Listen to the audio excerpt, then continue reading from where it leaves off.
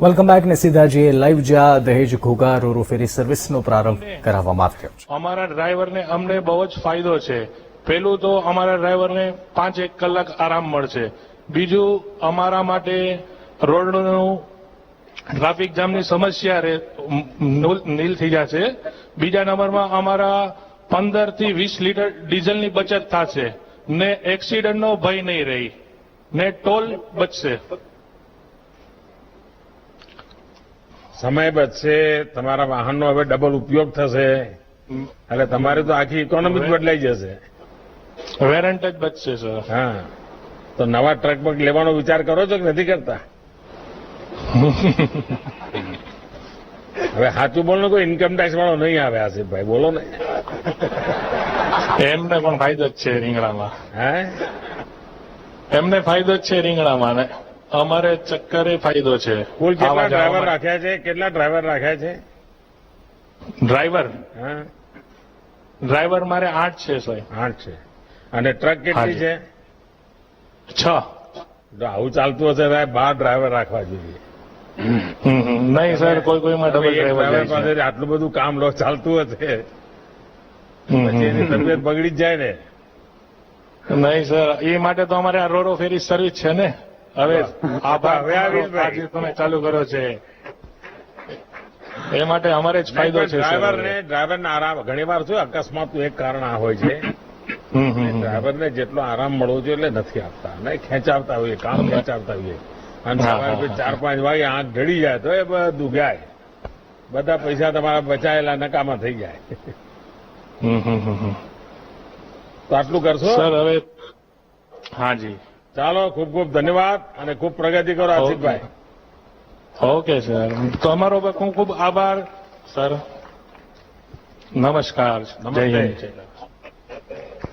Sir, अब हजीरा से भी कुछ लोग बात करना चाह रहे हैं सर. उनमें सर सबसे पहले बात कराता हूं सर श्री नंदलाल जी से. ये सर कृषि पैदावार का भी व्यवसाय करते हैं और डायमंड ब्रोकर भी हैं सर. हेलो, नंदलाल जी बात करिए. नमस्ते मोदी सर. નંદલાલજી નમસ્તે. નમસ્તે સર. અમારું વર્ષોથી હજીરા ઘોઘાનું સપનું હતું અને આજ સાકાર થવા જઈ રહ્યું છે. હું ડાયમંડ બ્રોકર છું અને ખેતીવાડી સાથે સંકળાયેલો ખેતીવાડી કરું છું અને મારે વારે અવારનવાર જવાનું થતું હોય છે સૌરાષ્ટ્ર. અને આ રોરો ફેરીથી અમે વન ડેમાં, એક જ દિવસમાં અમારું કામ કરી અને પાછા અમારા હીરાના ધંધા સાથે જોઈન્ટ થઈ જઈશું. એનાથી અમને ઘણો બધો ફાયદો થવાનો છે. આ રોરો ફેરી મેં વર્ષોથી અમારી માંગણી હતી. મનસુખભાઈને મેં વારે લેટર પણ લખેલા હતા. અમારા કુમારભાઈ કાનાણી, પ્રવીણભાઈ ઘોઘારીને રજૂઆત કરી હતી. તો આપ, આ વિજયભાઈ, મનસુખભાઈ અને આપનો, મોદી સાહેબ, આપનો અમે ખૂબ ખૂબ આભાર માનીએ છીએ કે આ સેવા અમારા પબ્લિકને અમે પ્રોવાઈડ કરી છે. એની માટે ખૂબ ખૂબ ધન્યવાદ. અને આવતા દિવસોમાં સુરતથી સૌરાષ્ટ્રની અવરજવર પણ વધી જશે. ત્યાંની ખેતીવાડી કરવાની લોકો જશે અને એક વન દિવસમાં જ આવવાનો છે. તો લઘુ ઉદ્યોગો પણ ત્યાં ડેવલપ થવાના છે. હીરાના કારખાના થાય અને ખેતીવાડીનો અમે જે વસ્તુ નથી પકવતા એ હવે શાકભાજી કે બીજી કોઈ પકવી અને અહીંયા લાવશું. સમયના હિસાબે અમે નહોતા પકવી શકતા, શોર્ટ ટાઈમમાં આવશે, એનાથી ઘણો બધો ફાયદો થવાનો છે. ચાલો નંદલાલભાઈ, તમને અને તમારા બધા સાથીઓને તમે તો બહુ કમાલ કરી છે. સુરત આવો તો હીરા અને ભાવનગર આવો તો હળ. એક બાજુ હળ ચલાવવાનું, બીજી બાજુ હીરા ચમકાવાના. સાહેબ, અમે તમને ગુજરાતના મુખ્યમંત્રી હતા ને ત્યારે તમને મેં સાંભળ્યા છે રૂબરૂ, અને તમે એવું કીધું હતું કે હીરા સાથે બીજો પણ ધંધો ડેવલપ કરજો. એને એ અમે લક્ષ્યમાં લીધેલું છે. ચલીએ, અને સાહેબ, મારી વાત તમે યાદ રાખી અને બધા લાગુ કરીએ. બધા અભિનંદન. ओके, थैंक यू भैया. सर, अब गिरीश भाई वाघेला जी हैं सर. ये हीरा उद्योग में रत्न कलाकार हैं सर. ये हजीरा से ही जुड़ रहे हैं सर. साहब नमस्ते. नमस्ते साहब. હા ગિરીશભાઈ, હા, હું સાહેબ હીરા કહું છું. ક્યાંના છો? 15 વર્ષના. હે, ક્યાંના વતની? 15 વર્ષ. આ વતની પાલીતાણા તાલુકાનું ગણધોળ ગામ. અચ્છા, ગણધોળ ગામનો હું વતની છું. 15 વર્ષના હીરા કહું છું. અને આ પરેશાની બહુ થતી બસમાં જવાની. આ અમારી માટે બહુ ફાયદો થશે નાના માણસ માટે. હવે હજારો કારીગર છે આ ખેડૂતના દીકરાને હે ની પરેશાની, એ તો ટ્રકમાં જતો રહે ને ટ્રેક્ટરમાં જતો પણ રહે. ખેતી સાહેબ થોડે થોડી હોય ને. એટલે મારા પિતાજી છે ને, મમ્મી એક છે તો જવું પડે. એક નકરી ખેતીમાં કાંઈ થાય નહીં. પણ હવે હીરા હવે કામ- હીરામાં પડી ગયા તો પછી જરા મહેનત કરવાનું મન નહીં થતું હોય. હવે મહેનત તો બે જગ્યાએ કરવી પડે ને સાહેબ. પણ હીરામાં તો એ તો હાલે કમાઈ નકર હાલ. હવે ખેતરમાં જવું પડે ને બધું કઈ ગમતું નહીં હોય. હા સારું સાહેબ, નમસ્તે. આવું કર્યું એકદમ. હે? ના જવું નથી. ભલે ભલે બેસો. सर अब सुश्री भक्ति स्नेहल शाह जी हैं सर, ये एक फ्रीलांसर ग्राफिक डिजाइनर हैं सर, ये भी हजीरा में ही हैं सर हमारे साथ. નમસ્તે સર. નમસ્તે ભક્તિબેન, શું ભણ્યા છો? મેં પોસ્ટ ગ્રેજ્યુએશન કર્યું છે સર અને ડિઝાઇનિંગ. ક્યાંના છો? રહેવાના ક્યાંના છો? સુરતી જ છો કે સુરત હુરતી જ છો? સુરતમાં જ રહે. હે સોરી. મેં કહ્યું હા હુરતી છો? સુરતી છું સર. હા સર સુરતી તો છું. તમારા ડિઝાઇન ના નાને શું લેવા દે ફેરી સર્વિસ ને? હા એ તો છે. હમણાં હું બિઝનેસના પર્પઝથી નહીં, પણ જેમ કે હું જૈન છું અને પાલીતાણા છે તે અમારું તીર્થ સ્થાન છે જ્યાં અમે ઘડી ઘડીએ દર્શન માટે જતા હોઈએ છીએ. તો જેમ કે આ ઘોઘા અને હજીરાની જે સર્વિસ ચાલુ થશે એનાથી અમે સુરતના જૈનોને ઘણો ફાયદો થશે. જેમ કે અમારે હમણાં વર્ષમાં 1 કે 2 વાર જઈ શકતા હતા, એની જગ્યાએ અમે દર્શન કરવા વારંવાર જઈ શકશું. અને આ સર્વિસ એટલી ઇઝી છે કે જેમ કે હું પોતે ડ્રાઈવ કરીને મારી મમ્મીને કે કોઈને પણ લઈ જવું હોય તો હું જાતે જઈ શકું છું. મારે કોઈના પર હવે આધાર નથી રાખવો પડતો આમાં. વાહ ભક્તિબેન, તમે તમારા નામ પ્રમાણે ગુણ છે તમને. Thank you sir. પાલીતાણાની ભક્તિ. રેગ્યુલર જાઓ છો પાલીતાણા? પૂરા ઉપર ચઢાઈ કરો છો કે નથી કરતા? હા સર, હું કરું છું. અમે નાની હતી ત્યારથી મારા મમ્મી પપ્પા મને દર વર્ષે લઈ જાય છે ત્યાં. ચલીએ, બહુ સરસ. અને મને લાગે છે કે જૈન સમાજના લોકોને તો ઘણો આનંદ થશે. હવે તો તમને 2 લાભ છે. તમે જો જુનાગઢ જાઓ તો જે વૃદ્ધ લોકો ગિરનારની નહોતા જઈ શકતા, ખાસ કરીને દિગંબર, એમના માટે હવે બહુ સહેલું થઈ ગયું રોપવેના કારણે. ગિરનારની યાત્રા, જે ગિરનારમાં અંબાજીના ભક્તો છે એમના માટે પણ હવે રોપવેની યાત્રા સરળ થઈ ગઈ. અને બીજી બાજુ પાલીતાણા જનારા જે લોકો છે, હવે તો મુંબઈથી પણ રેગ્યુલર જે પાલીતાણા આવે છે, મને 100% લાગે છે કે હવે એ લોકો હજીરા આવશે ને હજીરાથી પછી આમાં થઈને પછી પાલીતાણા જશે. જી સર, જરૂર. ચાલો, ખૂબ ખૂબ અભિનંદન તમને બધાને. ખૂબ ખૂબ અભિનંદન. सर जुड़ना तो और भी कई लोग चाहते थे सर, मगर कार्यक्रम में समय की मर्यादा है सर, तो हम इन 5 लोगों को ही जोड़ सके. सर मैं अब आपसे अनुरोध करता हूं कि कृपया हजीरा पोर्ट में रोपैक्स टर्मिनल का डिजिटली उद्घाटन करने की कृपा करें. तत्पश्चात इस परियोजना से संबंधित जानकारी एक लघु फिल्म के माध्यम से प्रदर्शित की जाएगी. माननीय प्रधानमंत्री श्री नरेंद्र मोदी जी के कर कमलों द्वारा हजीरा में रोपैक्स टर्मिनल का उद्घाटन एवं हजीरा से घोघा के बीच रोपैक्स फेरी सर्विस का फ्लैग ऑफ।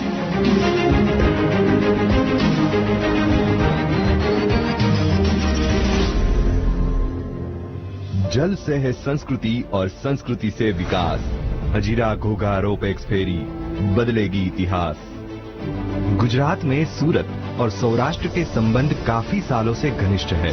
सौराष्ट्र के करीब 20 लाख लोगों ने अपने घर, जमीन, परिवार से दूर रहकर सूरत में अपनी व्यावसायिक प्रगति की खोज की है।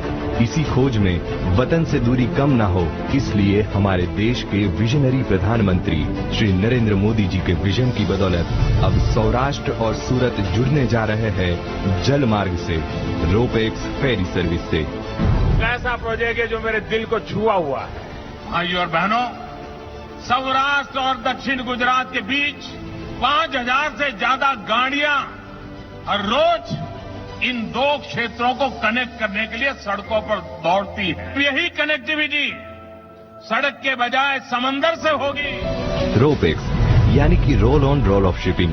यह ऐसी शिपिंग फैसिलिटी है जो पहिए वाले वाहनों को जहाज के जरिए लाने ले जाने का कार्य करती है।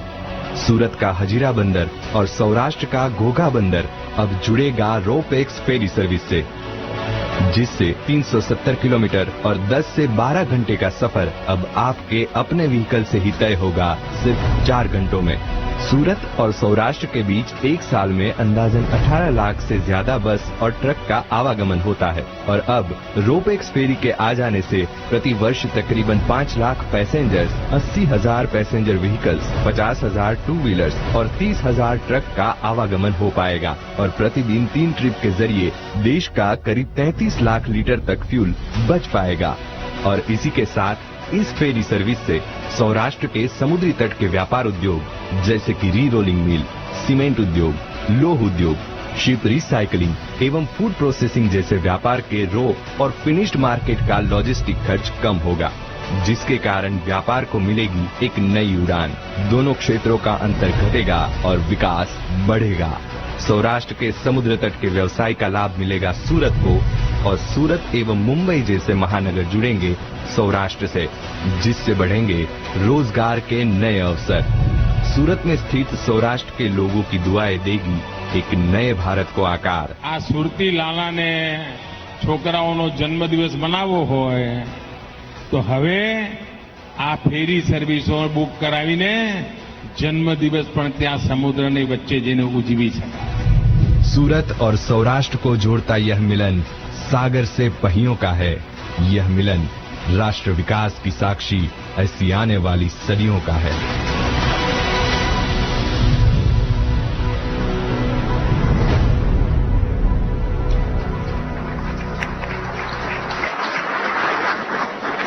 धन्यवाद सर।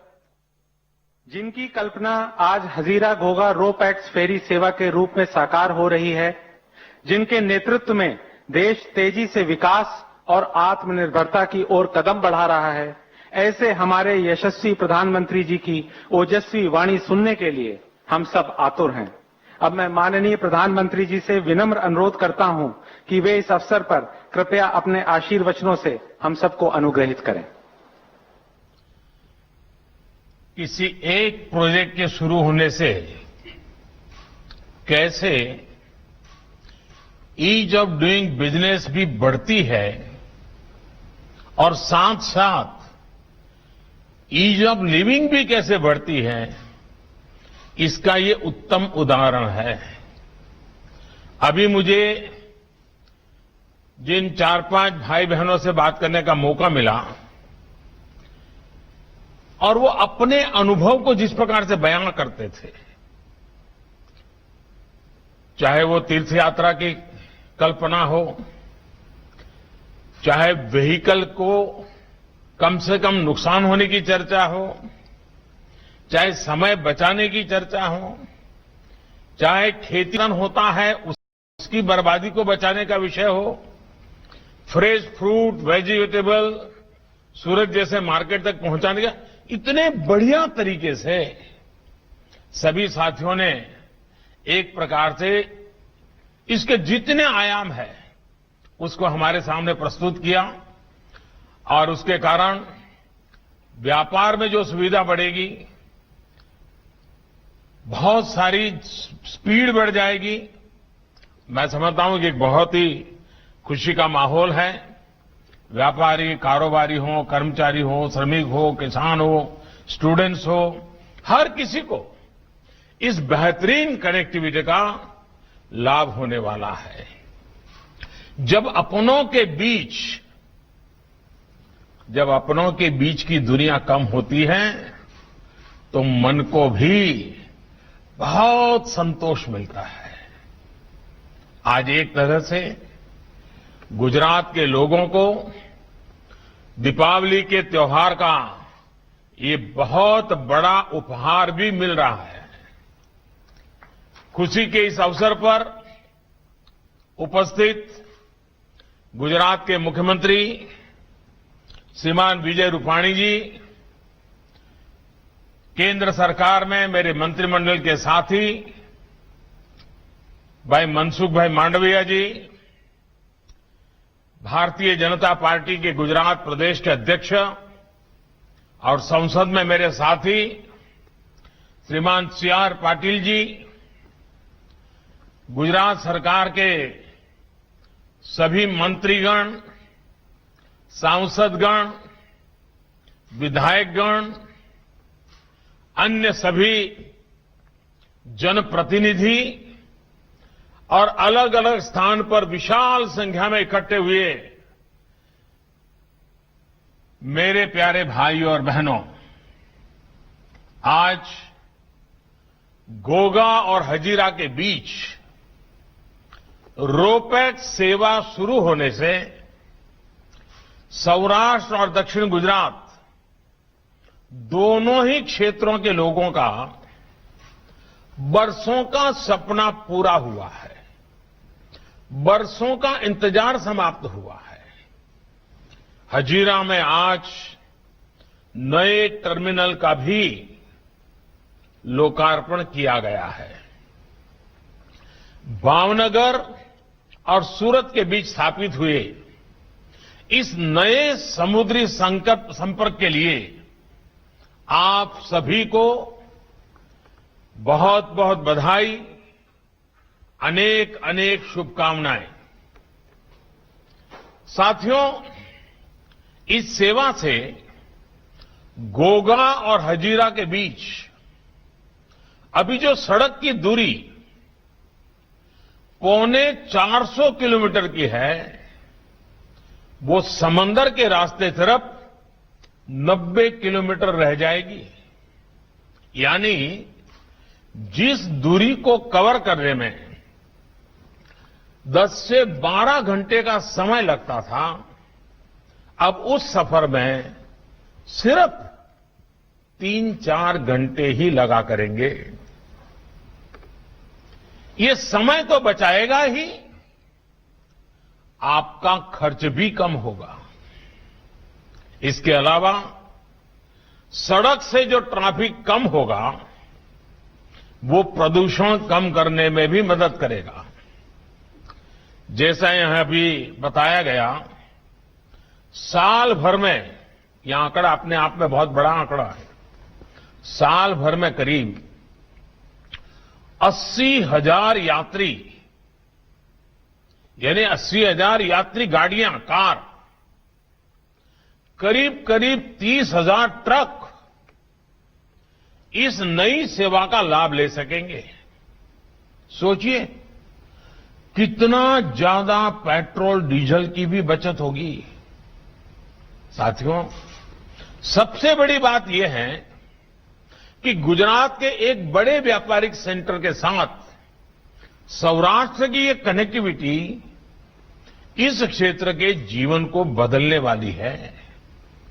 अब सौराष्ट्र के किसानों और पशुपालकों को फल, सब्जी और दूध सूरत पहुंचाने में ज्यादा आसानी होगी। सड़क के रास्ते पहले फल, सब्जी, दूध जैसी चीजें इतना लंबा समय होने के कारण और ट्रक के अंदर उठापटक रहती हैं, तो काफी कुछ नुकसान भी होता है। खास करके सब्जी को, फलों को काफी नुकसान होता है। ये सब बंद हो जाएगा। अब समंदर के रास्ते पशुपालकों और किसानों के उत्पाद और तेजी से, ज्यादा सुरक्षित तरीके से बाजार तक पहुंच पाएंगे। इसी तरह सूरत में व्यापार कारोबार करने वाले साथियों और श्रमिक साथियों के लिए भी आना जाना और ट्रांसपोर्टेशन बहुत आसान और सस्ता हो जाएगा। साथियों, गुजरात में रोपैक्स फेरी सेवा ऐसी सुविधाओं का विकास करने में बहुत लोगों का श्रम लगा है। ये ऐसे आसानी से नहीं हुआ है। इसको करने में कई कठिनाइयां आई, रास्ते में कई चुनौतियां आई। इन प्रोजेक्ट के साथ मैं बहुत पहले से जुड़ा हुआ हूं और उसके कारण मुझे उन सभी समस्याओं की बहुत जानकारियां हैं। कैसी कैसी मुसीबतों से रास्ते निकालने पड़ते थे। कभी कभी तो लगता था ये कर पाएंगे कि नहीं कर पाएंगे, क्योंकि हम लोगों के लिए नया अनुभव था गुजरात में तो। और मैंने इन सारी चीजों को देखा है और इसलिए काम चल रहा है। लाखों करोड़ रुपए के इन प्रोजेक्ट्स में से अनेक पूरे भी हो चुके हैं। साथियों, समुद्री जलमार्ग हो या फिर नदी जलमार्ग, भारत के पास संसाधन भी रहे हैं और एक्सपर्टाइज की भी कोई कमी नहीं रही। ये भी तय है कि जलमार्ग से होने वाला ट्रांसपोर्टेशन सड़क और रेल मार्ग से कई गुना सस्ता पड़ता है और पर्यावरण को भी कम से कम नुकसान होता है। फिर भी इस दिशा में एक होलिस्टिक अप्रोच के साथ 2014 के बाद ही काम हो पाया है। ये नदियां, ये समंदर, ये मोदी प्रधानमंत्री बनने के बाद नहीं आया है, ये था, लेकिन वो दृष्टि नहीं थी जो 2014 के बाद आज देश अनुभव कर रहा है। आज देश भर की नदियों में जो इनलैंड वाटरवेज पर काम चल रहा है, उससे कई लैंडलॉक राज्यों को समंदर से जोड़ा जा रहा है।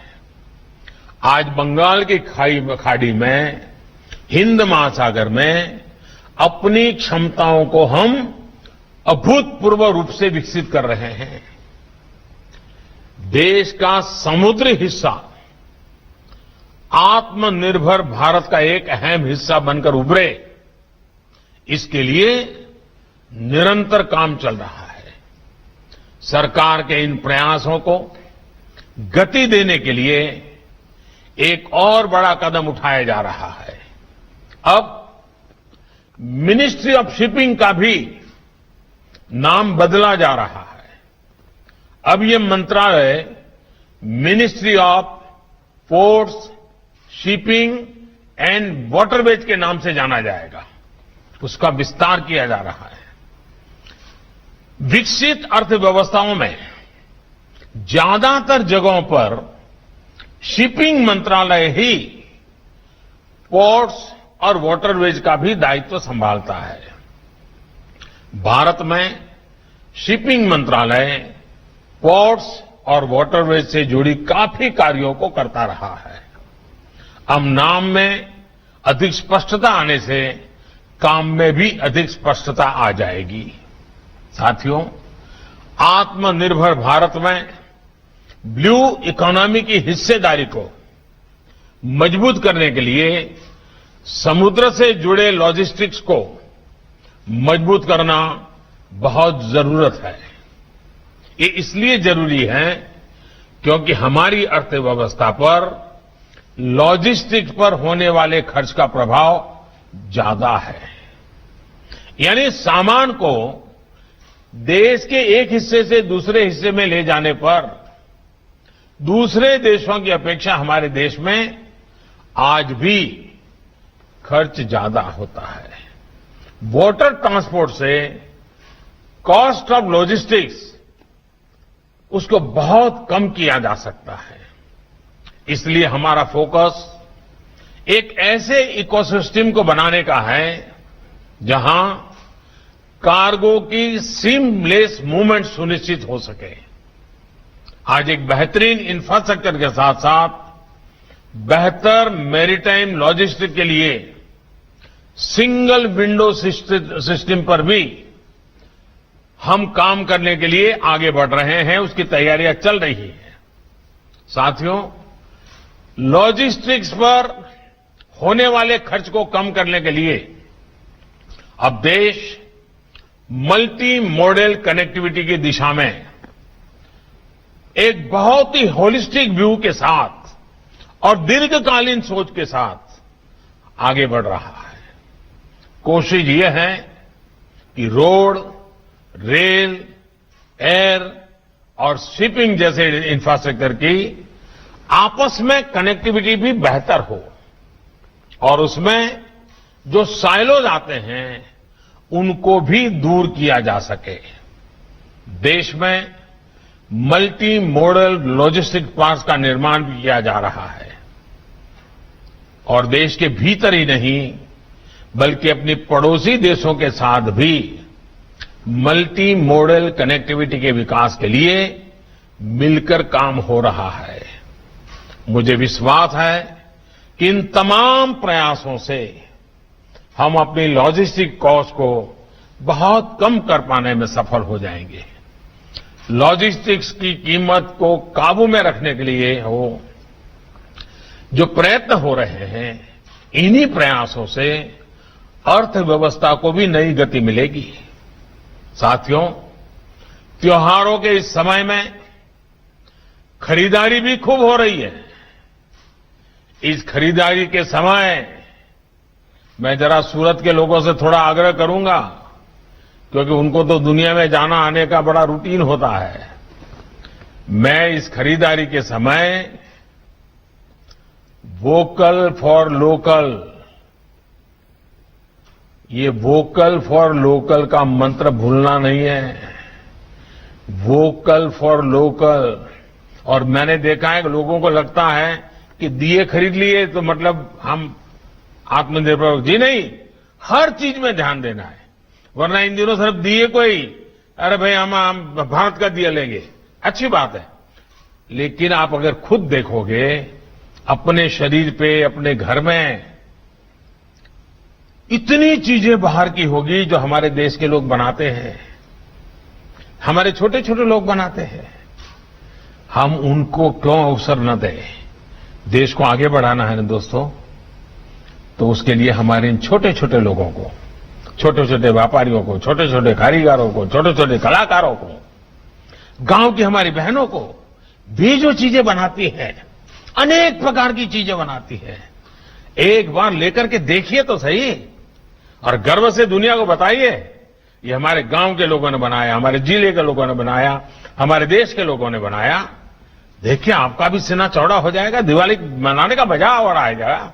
इसलिए vocal for local, vocal for local, कोई कॉम्प्रोमाइज नहीं करेंगे।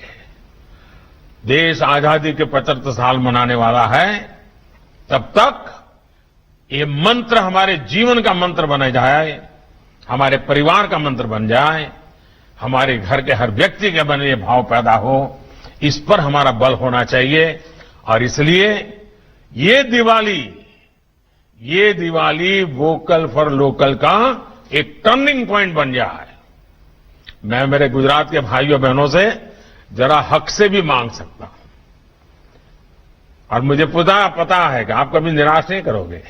अभी नंदलाल भी बता रहे थे ना कि आपने बहुत पहले मुझे कहा था, मैंने इसको लागू किया। देखिए मुझे कितना संतोष हुआ कि कभी नंदलाल जी को एक बात बताई होगी जो उन्होंने सुनी होगी, उन्होंने आज उसको लागू कर दिया। आप भी सब, मेरे लिए तो हर कोई नंदलाल है। आइए हम मेहनत करें, मेरे देश के गरीबों के लिए कुछ करें, दिवाली मनाए, उनके घर में भी दिवाली मने, दिया जलाएं, गरीब के घर में भी दिया जलाएं, वोकल फॉर लोकल के मंत्र को और आगे बढ़ाएं। मुझे विश्वास है कि कोरोना के इस समय में आप सब भी पूरी सावधानी के साथ त्योहारों को मनाएंगे, क्योंकि आपकी रक्षा वो भी देश की ही रक्षा है। मेरे प्यारे भाइयों बहनों, पूरे देश के सभी नागरिक भाइयों बहनों को मैं आने वाले दिनों में, धनतेरस हो, दीपावली हो, गुजरात के लिए नया वर्ष आएगा, हर बात के लिए, हर त्योहार के लिए बहुत बहुत शुभकामनाएं देता हूं। बहुत बहुत धन्यवाद।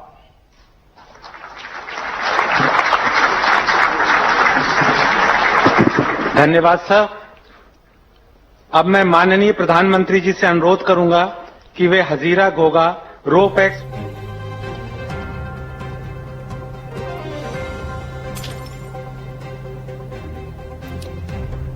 લોકલ પ્રોડક્ટનું જ્યાં જાઓ ત્યાં માર્કેટિંગ કરો. પ્રધાનમંત્રી નરેન્દ્ર મોદીએ અપીલ કરી છે. ઘોઘા હજીરા રોપેક્સ સેવાનો પ્રારંભ કરાવ્યો છે. પીએમએ ઈ લોકાર્પણ કર્યું છે. આપ દ્રશ્યોમાં જોઈ શકો છો.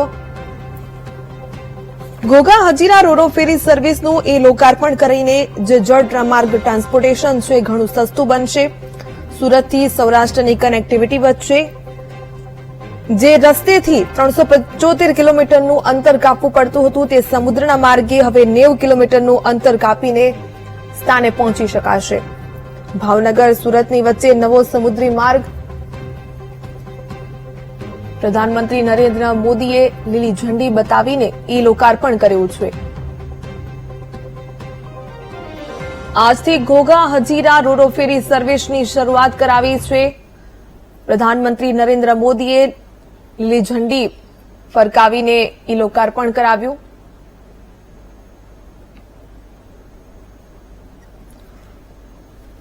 તો શરૂઆતની રોરો ફેરી સર્વિસથી જ પ્રધાનમંત્રી નરેન્દ્ર મોદી જોડાયેલા છે અને ગુજરાતને વધુ એક ભેટ મળી છે. સૌરાષ્ટ્રથી દક્ષિણ ગુજરાતનો પ્રવાસ છે તે હવે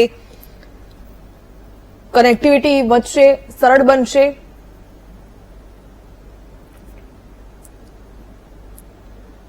પીએમએ લીલી ઝંડી આપીને ઈ લોકાર્પણ કરાવ્યું. રોરો ફેરીની શરૂઆત કરાવી છે. આપ દ્રશ્યમાં પણ જોઈ શકો છો.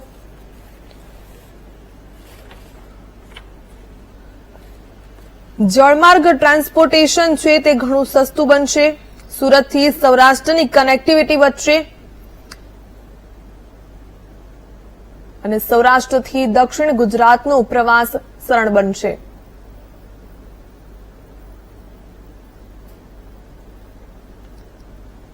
જે રસ્તેથી 375 કિલોમીટરનું અંતર કાપવું પડતું હતું તે હવે સમુદ્રના માર્ગે 90 કિલોમીટરનું અંતર કાપીને પહોંચી શકાશે.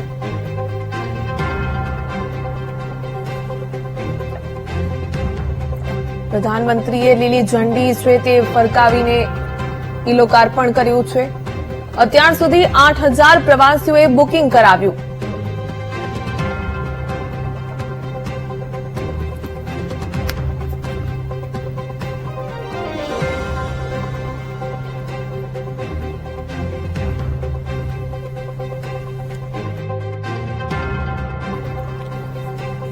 સુરતથી સૌરાષ્ટ્રની કનેક્ટિવિટી છે તે વધશે અને ખાસ કરીને અત્યાર સુધીમાં 8000 થી પણ વધુ લોકોએ બુકિંગ પણ કરાવી દીધું છે. પ્રધાનમંત્રી મોદી છે તેમણે ઈ લોકાર્પણ કરાવ્યું છે. સંબોધન પણ કર્યું અને ખાસ કરીને આત્મનિર્ભર બનવાની વાતને પણ અપીલ કરી છે. ઘોઘા વચ્ચે રોપેક્સ ફેરી સર્વિસની જે શરૂઆત થવા જઈ રહી છે એ શરૂઆત અત્યારે થવાની તૈયારીમાં છે. પ્રધાનમંત્રી નરેન્દ્ર મોદી દ્વારા જે ઔપચારિક ભાષણ કરવાનું હતું તે પ્રકારે એમના સંબોધન બાદ જે છે હવેથી આ રોરો રોપેક્સ ફેરીની સેવા શરૂ થવા જઈ રહી છે. આપ ખાસ કરીને જોઈ શકો છો અત્યારે કે લોકો જે છે મોટી સંખ્યામાં રોપેક્સ ફેરી સર્વિસની અંદર પહોંચી ચૂક્યા છે, પોતાનું સ્થાન લઈ લીધું છે. અત્યારે આમ જોવા જઈએ તો અંદર 200 થી વધુ કારનો કાફલો જે છે અંદર પહોંચી ચૂક્યો છે અને અત્યારે જે છે હવે ટૂંક જ સમયની અંદર આ રોપેક્સ ફેરી સર્વિસ ઘોઘા તરફ પ્રયાણ કરવા જઈ રહી છે. કારણ કે પ્રધાનમંત્રી નરેન્દ્ર મોદીનું એક સ્વપ્ન હતું કે જે રોપેક્સ ફેરી સર્વિસ છે એ સુરતથી શરૂ થાય અને ઘોઘા સુધી પહોંચે. આમ જોવા જઈએ તો ઘોઘા અને સુરત વચ્ચેનું જે જમીન માર્ગનું જે અંતર છે 375 થી વધુ કિલોમીટર છે અને 375 કિલોમીટર પહોંચવા માટે 10 થી 11 કલાકનો સમય સામાન્યતઃ નીકળી જતો હોય છે અને ખાસ કરીને જોવા જઈએ તો હવે આ અંતર જે છે ઓછું થવા જઈ રહ્યું છે. માત્ર ને માત્ર 4 કલાકની અંદર જે છે એ હજીરાથી ઘોઘા તરફ જવાશે. આમ જોવા જઈએ તો જે ભાડાની વાત કરવામાં આવે તો 750 રૂપિયા જે છે એક પર્સનની ટિકિટ હોય છે અને કારની વાત કરવામાં આવે તો 1200 રૂપિયા જે છે કારનું ભાડું રાખવામાં આવ્યું છે. આમ તો રોડ માર્ગથી જતા હોય તો 10 થી 12 કલાક છે. સમય જે વેડફાતો હોય છે એ સમય મહત્વનો બચશે, બીજું ઈંધણ બચશે અને તમામ વસ્તુઓ જયારે બચતી હોય છે ત્યારે લોકોને આનાથી મોટો ફાયદો થવા જઈ રહ્યો છે. પ્રધાનમંત્રી જયારે વિડીયો કોન્ફરન્સથી દિલ્હીથી જોડાયા ત્યારે તેમણે લોકો સાથે પણ વાત કરી હતી. ઘોઘાના એક ખેડૂતનું કહેવું હતું કે જે શાકભાજી છે એ ભાવનગર તરફથી જે સુરત રોજિંદુ આવતું હોય છે એ 12 થી 15 કલાકે અહીંયા પહોંચતું હોય છે, તેને લઈને ઘણું બધું નુકસાન થતું હોય છે. એટલે કે જે શાકભાજી છે એ તાજું નથી રહેતું, વાસી થઈ જાય છે, એના ભાવ નથી મળતા. પરંતુ હવે જો આ ફેરી સર્વિસની અંદર શાકભાજી આવશે તો 3 થી 4 કલાકમાં સુરત પહોંચશે અને 4 કલાકમાં સુરત પહોંચતા એ તાજું રહેશે, એનો ભાવ પણ જે છે એ ખેડૂતોને મળશે. સાથે સાથે ખેડૂતો જે વાત કરી રહ્યા હતા કે ટ્રક અમારી જે છે 10 થી 12 કલાકનો સમય લે છે, પહોંચે છે, ફરી પાછી 10-12 કલાકે રિટર્ન આવે છે. એટલે 2 ટ્રક રાખવી પડે અને આ બંને ટ્રકનું મેન્ટેનન્સ જોવા જઈએ કે પછી ઈંધણ જોવા જઈએ, એ બધી જ વસ્તુનો જે છે સીધી બચત અહીંયા થવા જઈ રહી છે. અને ટૂંક સમયની અંદર હવે જે ગુજરાત રાજ્યના મુખ્યમંત્રી અહીંયા આવશે, રોરો ફેરીને લીલી ઝંડી બતાવશે અને આ ઝંડી બતાવ્યા બાદ આ રોરો ફેરીની જે છે એ શરૂઆત અહીંયાથી થવા જઈ રહી છે. ખાસ કરીને બંને તરફ સૌરાષ્ટ્ર અને સુરતનું જે અંતર છે, સુરત અને સૌરાષ્ટ્રનું અંતર માત્ર હવે 90 કિલોમીટર જેટલું રહેશે. આ 90 કિલોમીટરનું અંતર જે છે એ રોપેક્સ ફેરી સર્વિસને લીધે પોસિબલ બન્યું છે. સુરત અને હજીરા અને ઘોઘા વચ્ચે જે છે એક નવું જોડાણ દરિયાઈ માર્ગનું શરૂ થઈ ચૂક્યું છે અને આજથી જે છે આ શરૂઆત થઈ રહી છે. ત્યારે સૌરાષ્ટ્ર અને સુરતના બંને તરફના લોકોમાં એક ઉત્સાહનો માહોલ દેખાઈ રહ્યો છે, કારણ કે સુરત એક હીરાનું હબ છે અને હીરાની અંદર સૌથી વધારે રત્ન કલાકારો જે છે એ સૌરાષ્ટ્ર તરફથી આવતા હોય છે. સૌરાષ્ટ્ર એમનું માદરે વતન હોય છે, એટલે એ લોકોને પણ હવે જ્યારે દિવાળી હોય કે અન્ય કોઈ વાર તહેવાર હોય કે લગ્નસરાની સિઝન હોય, પોતાના માદરે વતન જવા માટે 10-10, 12-12 કલાક બસની અંદર મુસાફરી નહીં કરીને માત્ર 4 કલાકની અંદર પોતાના વતન જવા મળશે, તેને લઈને પણ લોકોમાં એક ખુશાલી છે. પરંતુ મહત્વની વસ્તુ એ છે કે આ રોપેક્સ ફેરી સર્વિસ હજીરાથી ઘોઘા વચ્ચે શરૂ કરવા જઈ રહી છે. એ પહેલા દહેજથી શરૂ કરવામાં આવી હતી. જે પ્રકારની આ રોરો ફેરી સર્વિસ હવે શરૂ થવા જઈ રહી છે, ત્યારે જોવાનું એ રહેશે કે આ કેવો લોકોનો પ્રતિસાદ મળે છે. જી ભાવિકા. બિલકુલ, આપ અમારી સાથે જોડાયેલા રહેશો.